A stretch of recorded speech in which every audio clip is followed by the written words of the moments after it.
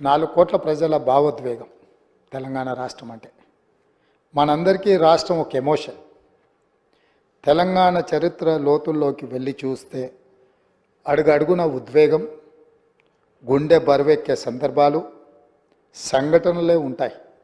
ఇలాంటి సంఘటనలు సుదీర్ఘ పోరాటం, వందలాది ప్రాణ త్యాగాలు, విద్యార్థులు ఫనంగా పెట్టిన జీవితాలు తెలంగాణలో తండాలలో, గూడాలలో, మారుమూల పల్లెల్లో మనకు కనిపిస్తాయి.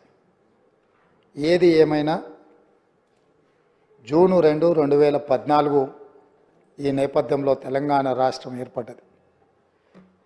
ఈ రాష్ట్ర ఆవిర్భావము, గొప్ప ఆశయాలు, అద్భుతమైన కళలతో 4 కోట్ల ప్రజలు తమ జీవితంలో ఒక కొత్త ప్రయాణాన్ని మొదలుపెట్టినారు అధ్యక్ష. ఎన్నో ఆకాంక్షలు, ఎన్నో ఆలోచనలతో 60 సంవత్సరాల సుదీర్ఘ పోరాటంలో కన్న కళలను నిజం చేసుకోవాలన్న ఆలోచనతో, ఉజ్వల భవిష్యత్తు ఉండాలని, బడుగు బలైన దళిత గిరిజన మైనారిటీ వర్గాలు, మహిళలు తమకు రక్షణ ఉంటుందని, తమ జీవితాలలో వెలుగు వస్తుందని, తాము ఆశించిన, తాము సాధించుకున్న తెలంగాణలో తమ కళలు నెరవేరుతాయని ఆకాంక్షించారు అధ్యక్ష.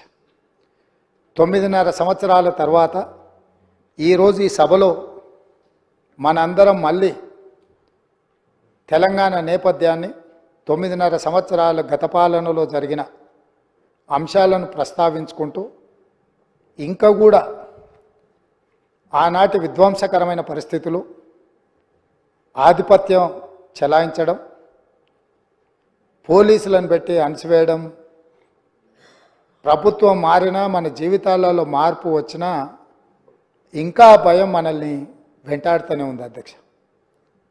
ఎందుకు నేను ఈ మాట చెప్తున్నా అంటే, ప్రజలు వ్యక్తులకు, కుటుంబాలకు వ్యతిరేకంగా స్పష్టమైన తీర్పునిచ్చి